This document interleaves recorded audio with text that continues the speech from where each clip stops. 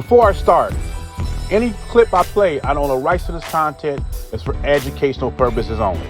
I just got news that Diego Pacheco has split with his manager and trainer, Jose Benavidez Sr. Looks like Pacheco has came to his senses. Let's give this man an applause.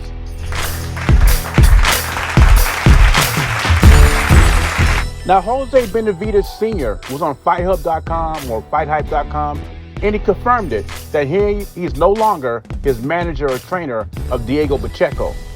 And my thing is this, Jose Benavidez Sr. in the past has admitted that he's very limited. I think he learned from YouTube videos how to train, or he read a book. So he only knows so much, and he can only take you so far.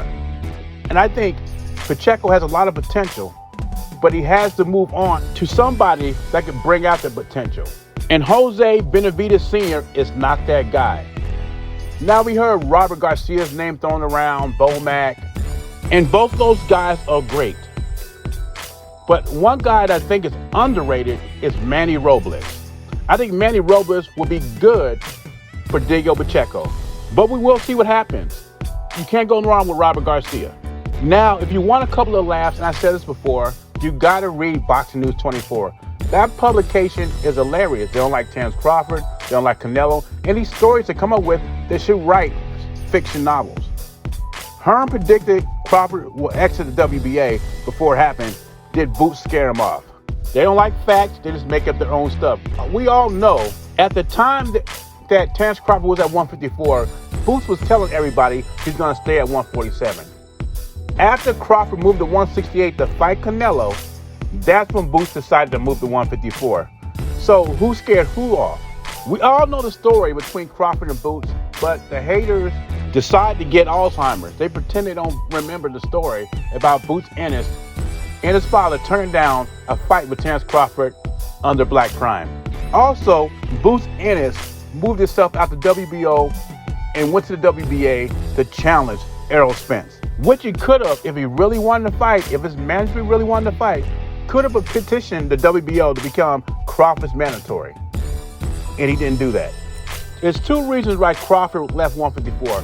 First of all, he couldn't get the fights he wanted. He couldn't get the Fedora fights. He couldn't get the champions. Regardless, when anybody tells you the champions did not want to fight Terence Crawford, basically, he was blackballed at 154. Another reason he went to 168 is because he wanted to be undisputed champion. The only undisputed champion between 154 and 168 was Canelo Alvarez. But it's always nice to hear these fairy tales, these fiction stories. Boxing News 24 writes great fiction stories. I love it. He beats Canelo, but he's scared of Boots, whose best opponent after 35 fights is Stanionis. You can't make this stuff up. Put them in the tournament. Put them two together. That's only 2 fights. You put Janabek. Well, Janabek got 2 fights. Maybe he can got 2 belts. He can put a belt up. He can fight somebody. Then boy, them can unify, and the winner of that can fight Janabek, and then they get undisputed. And the winner of that fight Crawford for $100 million. Crawford get $100 million. Then that'll be a 4-time undisputed champion, 6-weight world champion. And $100 million, and you get to see the great Crawford go up. Because them guys is Diamonds, he's kind of a younger guy, but Lara's 40. You know what I'm saying? Janabek's a young guy. Either way, nobody beat Crawford anyway. So shit, let's go. You know that's the only way. $100 million net, we walking away, and you got to make it a big festival for Crawford. That's it. You ain't making it a big extravaganza for Crawford and $100 million, and for undisputed. Then shit, we just let them do what they gonna do. Crawford ain't got nothing else to prove no more.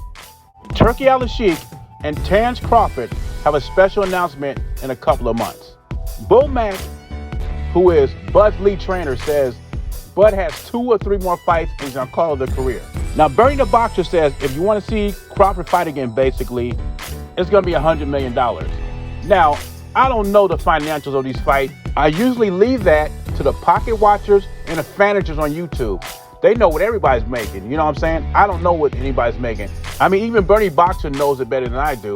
But from the outside looking in, I think the fights that Terence Crawford would definitely get $100 million for is probably Benavidez if he moves down to 168 and the rematch with Canelo. I don't know if Crawford will get $100 million for fighting in the middleweight tournament. But I do like Bernie's design of the tournament. I would modify it just a little bit differently because Bomac says that Terence Crawford has 2 to 3 fights left. And maybe that has something to do with Turki Al-Sheikh's announcement in a couple of months. Maybe he's doing a middleweight tournament, having Janabek fight Laura, they unify, and then have Terence Crawford fight Carlos Adames. Then the winner of that, those 2 fights, fight for undisputed. And if Crawford wins that would be huge, man. 4-time undisputed champion, 6th division champion, walk up to the sunset. Maybe you will get $100 million. Money does not really matter to me. What these guys are making does not really matter to me because they're not cutting me a check. But I would not mind as a boxer fan see the middleweight tournament like that. But anyway, leave your thoughts and comments below. But I do have to disagree with Bernie the Boxer as far as money goes. I do not think it's going to take $100 million to get Crawford in the ring again. And if he gets $100 million, more power to him. But anyway, leave your thoughts and comments below. Beezy, I'm gone.